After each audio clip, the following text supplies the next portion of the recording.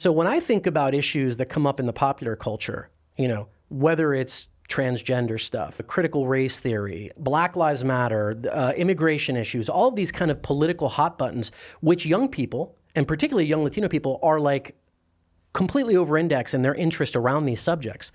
Where are they getting the answers to those things in a way that's culturally relevant to them? How are we going to deliver and transmit what the church teaches about these issues that requires a creative apologetic? Deacon Charlie Echeverry, thanks for being with us. Great to be here, Si. Thank you very much for the invitation. You frightened me recently. I watched your OSV talk on Hispanic Catholics. Yeah. And you said it's a powder cake. And then you defended that position. I mean, you made clear what's going on with Hispanic Catholics in the United States. So here we have one of the statistics you gave: 60 million people. Hispanic Catholics in the U.S. So if that's a country, that's Italy. Sure. That's and really in the coming decades, a question about just how Catholic and what kind of Catholic community that will be. That's what you were getting at. For sure. And, that 60 million would equate to about the 14th largest, economy, if you're going to look at it in those terms, and the second largest country that's Spanish speaking, if you were to look at it in those terms. Wow. Next to Mexico. So it's a significant, population. And yeah, look, the idea of the powder keg, I mean, some portion of it is just to get people's attention maybe, but to really articulate the fact that there's both an opportunity and a risk in the development, evangelization, and support of this community. Right. Well, I mean, living here in Southern California, I've grown up with the church that has two calendars, kind of, or it's like the Spanish-speaking calendar and the English-speaking calendar. Spanish-speaking masses, English-speaking masses. Sometimes these communities pass each other as one's coming out of the church and the other's coming into the church. Is this a problem? It is. And I think it's one of the sad byproducts of, something that is objectively a good thing, which is to try to minister and provide liturgies for a community in their native tongue. But one of the unfortunate byproducts of that is the fact that you have this dynamic oftentimes of, two churches in one parish. And, as I noted in that particular talk that you're referencing, is the idea of, outside of the fact of bumping into people in the parking lot, there's really not a lot of integration that happens. Right. And I think that tends to create like a siloed experience as a Catholic that, if we look at it as Catholics, is not an ideal setting, right? The whole idea of us being in community with one another, especially in a parish context, should be the order of the day. But nevertheless, it does create that experience. And it also leads to this other dynamic, which, if you consider the younger generations that are being born into this dynamic, this idea, which, for lack of better terminology, I called kind of spiritual and liturgical orphancy, because you got people who are kind of in limbo between the two worlds. Okay, so you have a kind of silo, Spanish silo, English silo, or Hispanic or Anglo, however you want to put it. Sure. Because I want to be clear about this. Is it always a language difference that leads the Hispanic person to go to Spanish Mass? Right? Do you see what I'm saying? Well, they don't speak English. That's why they go to the Spanish Mass. Or are there other reasons why you would go to... It's a super great question, because the answer is no. It's not just comprehension. In fact, we've actually studied this. I have a firm that does some of this work. And what we found with respect to the Spanish liturgy is it tends to be it has a high affinity among all the different types of Latinos that are in the U.S. So whether you're young, you're old, middle-aged, doesn't matter. You have an affinity to the Spanish language Mass for a lot of reasons, some of which because I only understand one language, in other cases because it refers me nostalgically to the way that I was brought up, or even more simply, people don't know the prayers in English, even though they might not even speak Spanish. So there's a language component, and there's also a cultural component. That's the reason that draws people to that Mass. The Our Father. You might know the Our Father in Spanish because that's how it was taught to you as a child. Absolutely. Even though you don't speak Spanish. Even though you don't speak Spanish. Interesting. I mean, it's kind of crazy. I have a buddy of mine who is a youth minister up in Orange County, and he told me that when he does youth retreats, the youth retreats are like almost 100% Latino young people. Yeah. And the entire retreat is in English, but when it comes to praying and singing, he does that part in Spanish. And to me, I was like, wow, that's genius in a way. It's so simple, but it's genius in a way to like is. correlate, communicate with them in a way that's really relevant and mean something to them, but actually delivering the material to them in the language that they use for their friends. So two things then. We want to consider how to break down this silo, because language is a very large barrier in the United States. Like Sure. in many places, like if you're in Quebec, it doesn't. If you speak French or you speak English, it doesn't matter. They're going to speak to you. Yeah. But we're not really that way in the United States. We're pretty. I mean, we almost have a joke about being. I never learned a foreign language because I'm an American. You know, like why they should all speak American. Sure. And so that is a big barrier in the United States. So give me some ideas on breaking down the silos and curing the sense of orphanhood that I don't really fit at the English Mass. I don't really fit at the Spanish Mass. Yeah, and that insight in particular, came to me by way of a conversation I had with an altar server in the sacristy, just kind of getting ready for Mass, and all the altar servers that are part of my parish are young Latinos, right? And whether I serve at both Masses, English and Spanish, because I'm bilingual and bicultural. And I asked one of these young guys, like, hey, why don't you come to the sort of earlier Mass, because there's not a lot of people there at the English Mass. I mean, that's the sad reality in our parish, which is emblematic of other parishes. Southern California parishes. Many Southern California parishes, and even other parishes in other parts of the country, that the English Masses tend to be a bit older, tend to be a little bit less attended, especially in areas that have this higher population of Latino. And so I said, why don't you come to this to the 9 o'clock Mass? And he was like, I just don't see myself there. And even though this young man that I was talking to barely spoke any Spanish, but what he was referencing was this idea of feeling sort of out of place, of not actually feeling a sense of connection with that liturgical and parochial experience. And that's when it kind of hit me. That's like, wow, this is going to be a problem. If it's already kind of a problem, but it's going to be an even bigger problem as we go down the path. Now, look, some of the kind of gap closers to me are pretty simple. One of them is just, accompanying people and getting to know them, right? Pope Francis famously, the line gets quoted from him more often than not, is about smelling like your sheep. Well, the reality of it is we're coming up in a country as Catholics right now that, 42% of the church is Latino and 65% of the young church is Latino. And so it stands to reason to me that that you should get steeped in that in one way or another. That goes a long way just by itself. And so I give as an example, people who don't speak Spanish or who are Anglo just in general, go to a Spanish liturgy. Go to the Spanish Mass. It still counts for your Sunday obligation, You're not going to get, excommunicated by going, but it will expose you to people who live in your own community, who are right there, who parked the car in the Mass before you, and you see it in the parking lot, but you get a chance to actually interact with them, be steeped with them. And the statistics on this, 86%, according to the census, of Latinos in the U.S. speak English, right? They're bilingual on some level. Yeah. So it's not like you're not going to be able to communicate in a way, but just simple things like that go a long way for the average person to engage in. Yeah. Okay, so I want to... I'll give you a hard one here. Sure. Because it seems to me so easy to go to the Spanish Mass and then just learn to say, Te alabamos, Señor, and then everybody will be like, what the heck I say? Like, yeah. I like that. Yeah.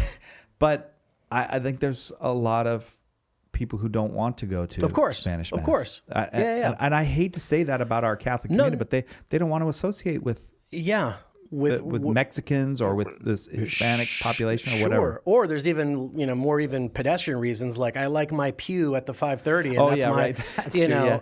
So right. That's the reality. And look, the solution to this, if there is a solution, is a very multifaceted solution. I bring up the idea of going to a Spanish Mass only as a way to solve for that part about accompaniment. In other words, if I'm not ever going to run into these folks another way, that might be a way to do it.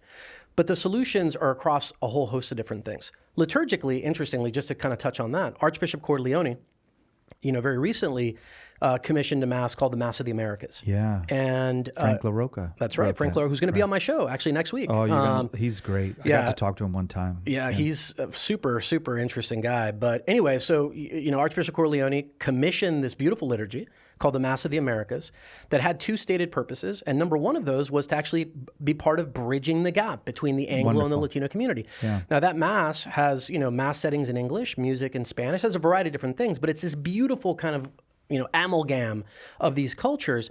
And so that could be another way of closing the gap. There's a variety of different ways to do it, but I just think the very first step is the recognition that, we're in a time and place for a reason, right? So I'm definitely not suggesting that people should just get used to the Spanish Mass. In fact, I actually think the Spanish Mass in a way has a way of driving kind of a sense of cultural Catholicism for second and third and fourth generation Catholics who only... right. It's not a connection with Jesus or even with the church. It's that this is what my community does. So I go to that Mass. I'm telling you, so I do baptisms all the time. And it's like, there's baptisms in English at 11 and in Spanish at 1 on Saturdays, right? So I'll sometimes do both of them. And the parents of the kids who are coming to baptize their kid in the Spanish liturgy, right? And I'm doing air quotes, in the Spanish one, after the liturgy's over and they all gather for pictures, guess what they're talking to one another in? English. Oh, and so I go to them and I say, well, why did we just do this in Spanish? I'm confused. They're like, oh, well, that's just the way we want to, it's church. Church is in Spanish. Church is in Spanish. How interesting. Wow. So there's a lot of nuance in this. It's actually really fascinating to me. Right. One time I'm in a parish and I don't know who the pastor was or how, but they had a thing on this Sunday where the English speaking community, cooked for the Spanish-speaking community after Mass, and then after the English Mass, the Spanish-speaking community had food for the English-speaking community. I thought that was very clever. Yeah. I thought it was really like, do something for each other. Like, instead of that, like, I don't even want to look you in the eyes as I'm leaving the pew that you're entering. Exactly. Or, that kind of thing. Yeah, that principle, broadly speaking, is this idea of kind of changing your watering holes a little bit, right? So, we kind of get used to doing the same thing, talking to the same folks, going to the same locations, and just having a conscious moment of saying, hey, there might be this opportunity to sort of integrate, this opportunity to share an experience around food, around music, around a church experience that maybe the Anglo community isn't as familiar with. Like, for example, not that we're not familiar with Our Lady. Of course, we're all familiar with Our Lady, but, the feast day of Our Lady of Guadalupe on December 12th is like a monster thing for the Latino community. And there's, these great processions and all this other stuff. But for the most part, at least in my experience, a lot of the Anglo community doesn't necessarily participate in those. Well, that's part of your patrimony too, right? Our Lady of Guadalupe is the patroness of the Americas, right? And so there's things like that. Or during Christmas time, posadas, right? Which is the recreation of the, Mary and Joseph going to the inn and walking. And there's all this like, we knock on doors and see if we'll get let in. That's a beautiful tradition a lot of parishes have. And there's nothing that says that the rest of the community can't participate in those as well. So I think it definitely goes both ways, but it's sort of looking for those points of connection, I think, that are interesting to at least consider. Yeah. And but the thing is, like, you so many of the ethnic groups that came to the United States, like say the Italians and the Irish. I love that movie Brooklyn. I don't know if you've ever seen it, but it's about like in the 1940s, Irish and Italians mixing in a parish. And is this the recent one, Mother Brooklyn or whatever it was? No, it's been a while. It's maybe 10 or 15 years old. Okay. And at my age, 10 or 15 means probably 30. Like I always think, that was 10 years ago. My wife reminded me the other day, it's like, 20 years ago wasn't the 80s. Yeah. And I was like, yes, it was. Yeah. I was like, okay. But there was at a certain generation, everybody spoke English. Correct. Are you saying that among the Hispanic community, that's also the case now? That they're speaking English. It's not as big a problem as you think it is. It isn't. But the question of immigration is a really interesting one because there are major differences between the Hispanic, call it immigration journey, and previous waves of immigration like the Polish and Irish and these communities. There's a number of differences. One of them is the size. Right. So you talked about this in the talk. I was amazed at what you said. I was amazed by it. I hadn't actually looked up the stat, but if you take basically all the waves of Ellis Island immigration over the highest point over a half a century, 50 years of immigration through Ellis Island, and you take that number of immigrants from all these different countries, it's not even 20% of the Latino population in the U.S. right now. So the size is very different. The other aspects are kind of the reality of the being in 2021, which is we got a lot better technology that enables us to stay connected to these cultures of origin. Right. If I was getting on a ship from wherever, Poland or something, that's it. Yeah. You're kind of cutting it off, right? And maybe there's some like local Polish paper in Queens, wherever I land, But the reality of it is there's not really that point of connection, right? So there's more technology, there's more media, and there's easier travel. The combination of those three things, plus the fact that it's a much bigger community, means that this idea of acculturation or assimilate, what used to be called assimilation, right? Yeah. Which happened with previous waves. I mean, happened with your family. Sure. It's happened with everybody. But that is prolonged. It takes a lot longer, and it's more about layering in American culture, and you kind of don't forget the original one. So it is a little bit of a different dynamic where Latinos are kind of taking on more of this stuff, but they're not losing the what they came with as fast as maybe previous waves of immigration did. But then there's the immigration thing where immigration is a political hot potato in the United States. And then which of my identities am I going to act out of? My Catholic identity or my maybe somewhat anti-immigrant, not even anti-immigrant so much as anti-Hispanic immigrant American tendencies. Yeah. It's such an interesting point. I just had Martha Hennessy, who's Dorothy Day's granddaughter, on my show, and she in preparation for that show, for that episode, I did a ton of research on Dorothy Day. I knew about Dorothy Day, but I never actually had dived a lot into her work, and I read her memoir, Union Square to Rome, and a bunch of other things, and it really reminded me of this idea that we have a tendency to do more now than ever is of kind of framing our Catholicism in or through a political lens on some level, Yes, right? My line is always, I try not to look left or right, I look up, right? So that's kind of my little go-to line. But the immigration issue, especially as it relates to questions of the faith and our common our solidarity with our brothers and sisters throughout the world, we're in like a weird place right now, right? Where that's been really politicized, and from a Catholic context, I think it's led, folks to maybe on either side doing things that, in a true sense are not truly Catholic. And what I mean by that is the church's teaching on immigration is pretty clear. And it's number one is people have a right, a fundamental right given to them by God to seek what's best for them and their families, even if that means going somewhere else. That's one. Number two is countries have a right to actually defend and protect their borders and protect the safety of their citizens. And then thirdly, that protection of their citizenship should be done compassionately. So that is a Catholic understanding of what immigration is. Sadly, right now, there's so much volume on either side of this kind of like the border's open, that's terrible. And it is, it shouldn't be open if that's truly the case. But then on the other side, like, well, immigrants are taking our jobs and immigrants are bringing crime. And I think both of those kind of poles are a kind of politicization of a true Catholic vision of what immigration should be. Right. We should support our brothers and sisters seeking a better life. We should protect our borders and protect the safety of our citizens and take real steps to do that. And those steps should be done in a compassionate way. I think if we can do that and focus on that, we can take a little bit of the temperature down in terms of this conversation, because it is very polarizing. And I've definitely experienced that more so in the last few years than ever before in my life. But it does affect the parish in that, like, when that is happening at my parish, the Spanish Mass folks are coming in as the English. I often have the sense of a kind of almost defensiveness on the part of especially people who are clearly immigrants to the United States, that I don't actually know how these Anglos feel about me. Like I there's not, like, if you wave and say hi and say, oh, let me get out of your way or what, there's a sense of, I'm not so sure. I'm not so sure because maybe because lots and lots of other experiences. What do you think about that? Well, I think it goes on. It happens on both sides too. I think that and certainly the more recent immigrant might look, I don't know, suspiciously might not be the right word, but might be a little bit tentative of the experience of interacting with the other community because maybe there's concerns about a variety of things.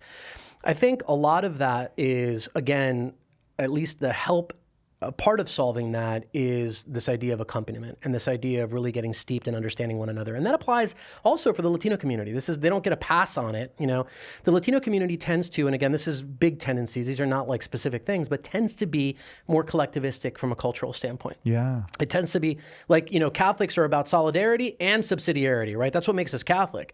The bias on the Latino community is set more to solidarity than subsidiarity. I would say in the Anglo community, the bias is set more to subsidiarity than solidarity.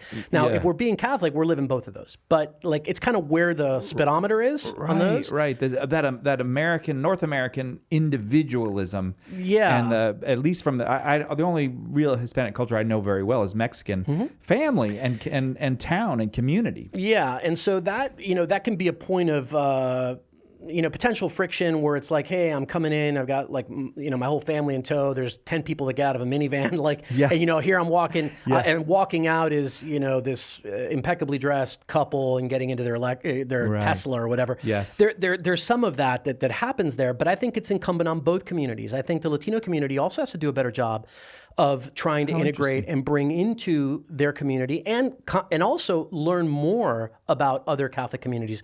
This is one of my, kind of pet homily things that I kind of bring up in a lot of homilies is the richness of the Catholic traditions that exist liturgically, like the Eastern rites. I mean, I brought this up in a Spanish homily recently, and it was like, what? There's other rites? There's other rites, and that happens to some degree in the Anglo community as well, but it was more pronounced here. It was like, wait a minute, there's another kind of Catholicism. Is the Pope okay with that? Yeah, does the Pope know about this? Does the Pope know? So Latino culture can also itself be rather insular about certain things. So I think it takes effort on both sides, and we have to be able to do that. Go ahead. No, I was going to give you some of your own words here about... Oh, boy. No. You've mentioned some of them already. There's basically 4 guides that you've given of ways that we can break through this. Shift your watering holes, and that's partly when you say go to Spanish Mass. That's what you mean. Shift your watering. Go. And it also means it depends on whoever it applies to. So I talk a lot to people in ministry, people who run apostolates like Catholic Answers, etc. And when you talk to people, they have a way of operating, whether where they hire from, who they look to, the schools that they're associated with, all that stuff.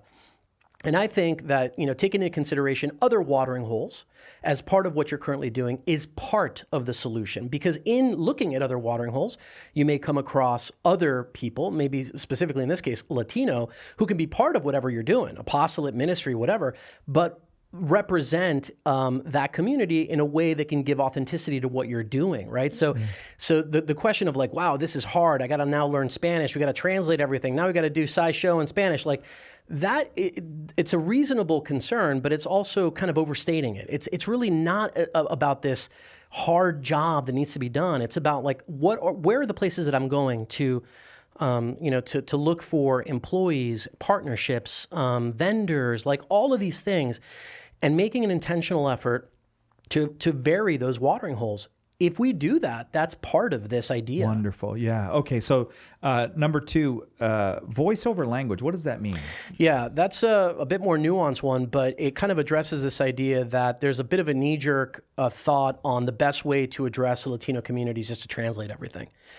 And again, noble, good effort. Like I understand it. It's not that it's illogical. It makes a lot of sense. But the reality of it is that language is table stakes. It really is because, and especially for younger people. I mean, I'm giving you the example of these 2nd, 3rd generation. I mean, even myself, I'm fully fluent in Spanish, but like the language of my friendships for the most part are English. That's just like how I grew up, right? We're talking in English. And so the idea of actually finding people, connecting with people, and recognizing that it's not just about in language, but in culture is what I mean by that statement. The idea that you can speak authentically in a Latino voice, which I'm doing now, but I'm speaking in English, right? And so putting an emphasis on that, and that means, and one of the examples I make, and I don't know if you know him, but Father Agustino Torres, who's one of the Franciscan friars of the Renewal in New York, and this guy's a dynamo. I mean, he was born in South Texas, lives in Brooklyn,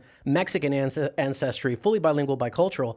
But if you watch this priest's connection with a group of young people who happen to be Latino, even though the entire thing is in English, it's off the charts. I mean, the way that he engages with them, because he knows what they how they view the world. Oh, yes. Yeah. So it's not in Spanish. He's doing all this in English, but the way he's doing it is in this authentic Latino voice. And that's what I mean. So it's recognizing that it's not just language, but it's also culture that's a part of this. And we can all become more adept at the culture, even if we never learn the other language, right? And I think that's what I mean by that. Okay. I wonder, even as you're saying that, because we're going to get to the other two, but Sure. How might that apply? And this is a totally self-serving question. How might that apply to an apostolate like Catholic Answers, which is a media apostolate? We don't speak Spanish by and large, but you're saying, well, the language is not as important as voice. How might we, just give me an insight on how we might answer the questions of, a young person who's coming from that bicultural background? Let me give you a couple. These are not these are just some examples. So one might be thinking of, bicultural apologists, right? Bilingual bicultural apologists. They could be talking about everything, right? I mean, the same stuff other apologists talk. Right. But the way that they're going to approach their descriptions might be more oriented to connecting with this particular audience. Right. Here's another example. And I had a recent conversation with a pretty significant Catholic publisher recently about this. And they told me that their Hispanic effort had failed because they translated this book and it didn't sell. And then I asked the question, I was like, well, what book was it? And it was like, the theological premises of like Dietrich Bonhoeffer or something like that. I was like, well, that didn't sell, really. Yeah, I was like, well, let me exactly. How did it do in English? I was like, well, that's another question. But I was like, well, what made you think in particular that this particular subject matter was something that would interest the Latino community? A, right, yeah. B, how did you get the word out about this? Right. And what you find is if you ask enough of these questions, it's like, well, there wasn't really much done behind it. Right. So maybe a figure like, I don't know, Bishop Oscar Romero or somebody else, you could still talk about theology or you could still talk about whatever, but you're featuring a voice, a person, a personality, a culture that might resonate, more with that given population, right? The importance of particular saints in the calendar, the importance of particular cultural moments throughout the Catholic year that you can talk about in English, but you're actually making a point to address them because you know that they're culturally very relevant to that particular population. So there's like 1,001 small ways to do it, but that's just an idea. Is some of it in the design or the art that is presented in churches themselves? Yeah, I think that's also part of it. I mean, there's some particularly strong devotions and call it a sort of aesthetic milieu that tends to permeate a lot of these a lot of these things. Just an example from my own life is our liturgies are beautiful at my parish, and I'm blessed to be able to participate. Extraordinarily beautiful Orthodox liturgies with incredible preaching, right? Unless I'm preaching, in which case it's a hit or miss thing. But I gotta visit your parish. You got to. There's not many parishes you can say those things Shout about. out to St. Gerard Magella in Los Angeles. Okay, great parish, Redemptorist parish. It's actually a religious parish now. It just became religious from a diocesan one. But anyway, now I kind of forgot where I was going because this happens all the time. I was asking you about architecture and art and that kind of thing. So the example there is the 9 o'clock Mass is beautiful, solemn. This is the English one. Beautiful, solemn, great music, right? We got chant, we got Latin, we got Greek. Awesome. Spanish Mass comes and you've got, guitar mandolin players up in the choir loft. You've got the Grupo de Oración, which is the prayer group that's, one of the ministries inside the church. And they bring their big standards that they in procession and it's folkloric and it's colorful and it's all these different things.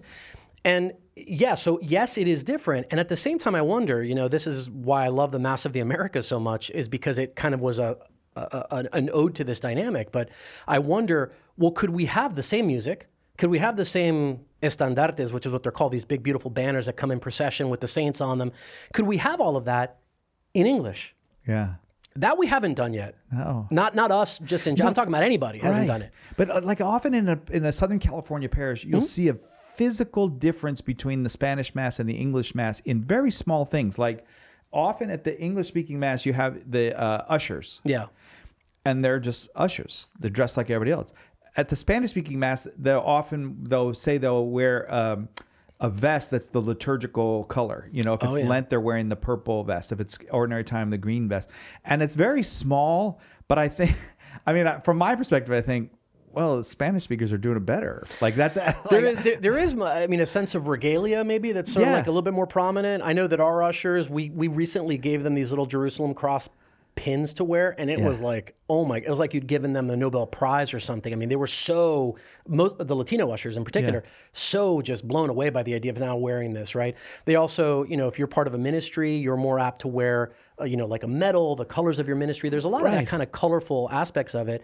So there is a different aesthetic in some cases, but it's something that, again, is part of the patrimony of us as Catholics, right? It's not something that's just reserved in this little pocket of the world. No, I think a lot of it got ruined in North America because we had this kind of vicious, like, getting rid of statues and getting rid of paintings and getting rid of garments and all. Like, we got so minimalist that I actually think, if you had gone to an Italian parish in the 1920s, the colors and all of that would have been much better than at a English-speaking mass today.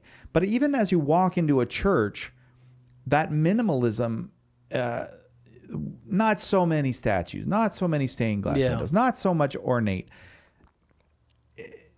It to me, if I come from Mexico, to these American parishes, looks stark, or can. Where am I? I'm in a Protestant church, actually, is where I am. Let me check the sign outside. Yeah, like maybe... I actually think maybe that could be something that parishes could. It would be opening up something that's maybe a little more familiar for the Hispanic. For sure. But it would be really good for us Anglos too to get over our minimalism. And I can affirm that specifically in the case of our parish community. One of the little nooks that we've created, right, these sort of like side chapels that we have, has been dedicated to the Mexican martyrs, right, during the Cristiada, situation in Mexico. And so you've got, Blessed Jose Sanchez del Rio and all the different martyrs there. But that side altar is viewed by everybody, Filipino, Anglo, whatever. And I know from personal commentary I've gotten from parishioners, like, I had no idea this story was even there. It's like, well, yeah, and that's your story. That's the thing, is like, that's your story. I think it also ties into a broader context side, which is, and this I got directly, totally lifted it from Archbishop Gomez, who's my bishop, and also kind of like the nation's bishop right now, to the extent that he's the president of the USCCB. But, he says that the Latino community here in the U.S. can be the spiritual heirs of San Juan Diego. And I confess I'd never heard of that expression, but it really struck me, because this idea of, Our Lady of Guadalupe being the patroness of the Americas, that Juan Diego was, led to the conversion of an entire continent, and that continent includes us, even though we haven't necessarily done as good a job, some would argue, in America and Canada as perhaps has been done south of the border. But that's part of our patrimony. That's part of our story as Catholics. And I think that that's important for everyone to want on some level to recover, and not be as, maybe suspicious or resistant to. Now, well, just the history between the U.S. and Mexico, frankly, is a very fraught history. Yeah, it is. I mean, this was Mexico for an awful long time, sure where was. We're sitting right now. That's right. So it's a lot to overcome. Yeah. A couple hundred years of, sometimes we're friends, sometimes we're not friends. Yeah. The dynamic, that's very true. And I can't speak to it expertly. I know that, Chris Check, who runs this apostolate, certainly can, and others. Yeah, but he always takes the sides of the Mexicans. I'm like, no. It's like, wait a minute. But if you look at it as a Catholic, a lot of it is anti-Catholicism. The attacks on Mexico. Oh, a lot for of it sure. Is kind of Anglo anti-Catholicism. Mm-hmm. I want to get to your other 2 points. Go ahead. Mm-hmm. What does it mean to say the inside is like the outside? What are you talking about? So that also applies in this kind of context of, all of it relates to accompaniment, right? But the idea of inside like the outside is we're all, by God's providence, being brought up as people in a time and place.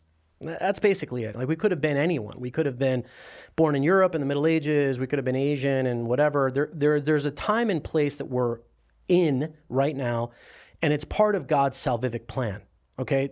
In a way that won't be known to us fully until we get to the other side of the veil, right? Yeah. And so recognizing that is, and recognizing who's around us, right? Who the church is in our time and place is important. And right now, for reasons, a variety of which are good, a variety of which are neutral, a variety of which are maybe negative.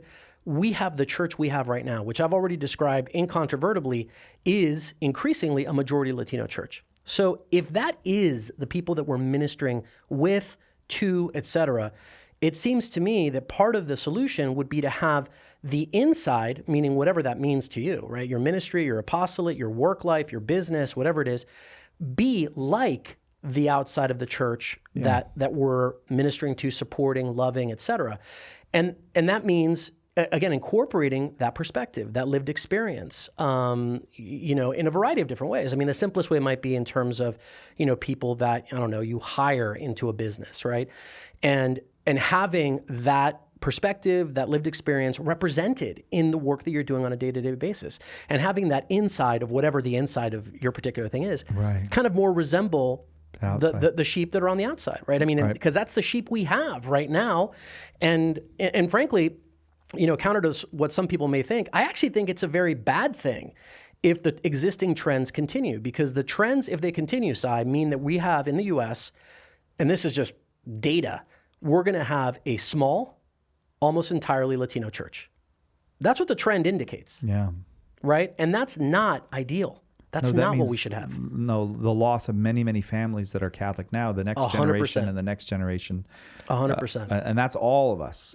So, you could think of, the Anglo church, the Hispanic church, whatever, but no, all of us are going to suffer. That's right. A terrible loss if that's right. the future. Yeah, that's the future. And right now, sadly, the church is shrinking across the board, and it's growing in composition made up of Latinos, but Latinos are also the group that's leading the defections from the church. So it's this really weird dynamic where I think there's a lot of leverage in better understanding that dynamic and doing it for the purposes of the mission, the mission of the gospel here in the United States.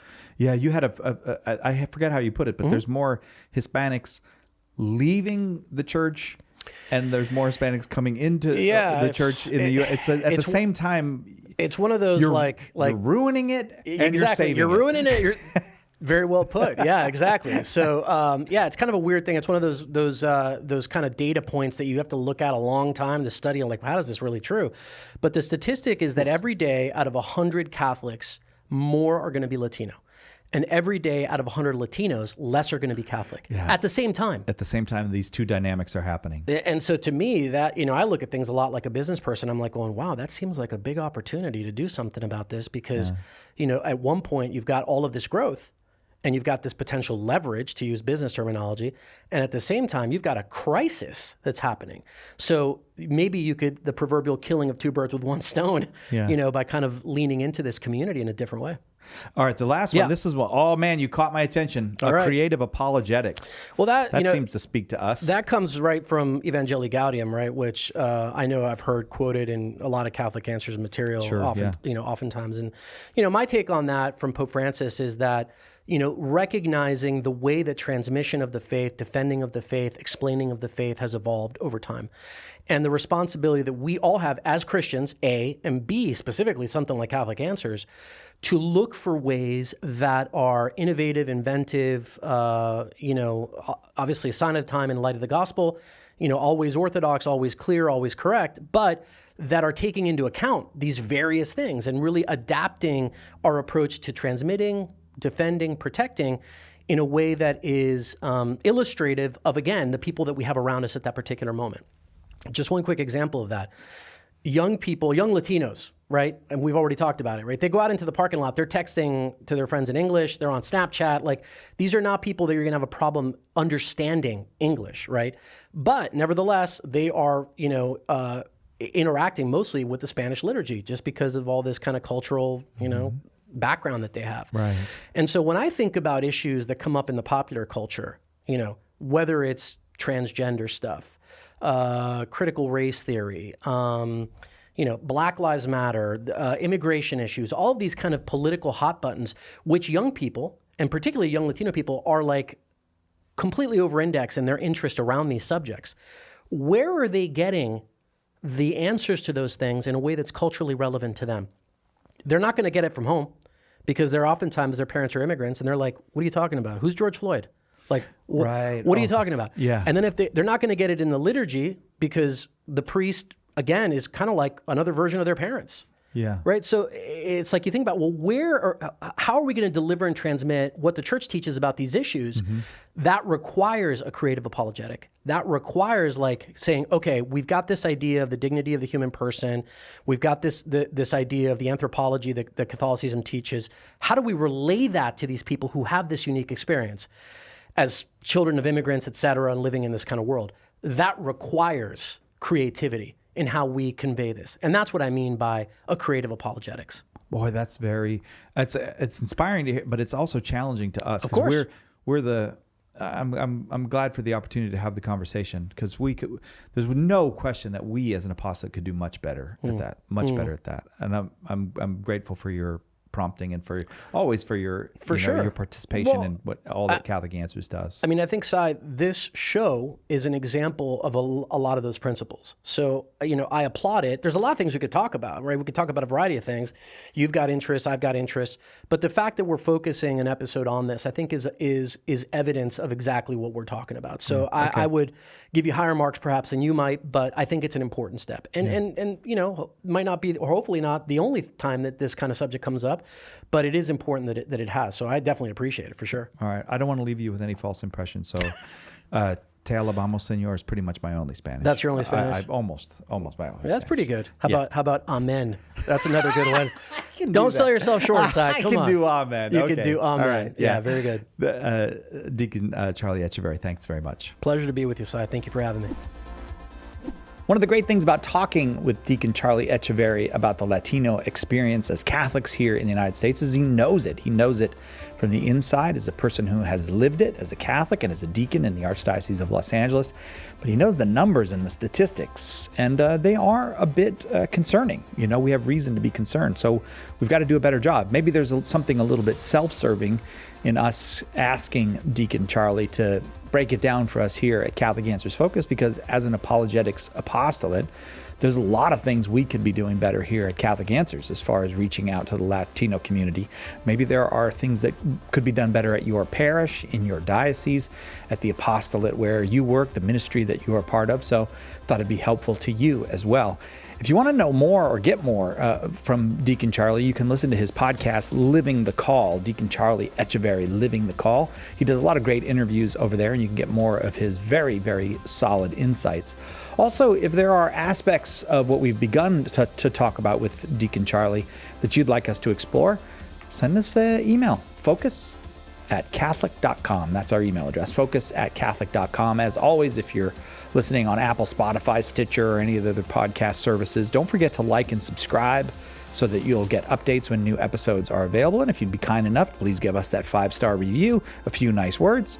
That always helps. It certainly helps to grow the podcast. If you're listening on YouTube right now or watching on YouTube, it's because you found us at our new YouTube channel, and we're really, really glad you did. Maybe you could help spread the word a little bit of that there's a new Catholic Answers Focus channel on YouTube, and maybe you could subscribe right down here, hit that little bell, and then you'll be our friend, and we'll have bigger and bigger numbers, and we'll grow, and we'll see you next time, God willing, right here on Catholic Answers Focus.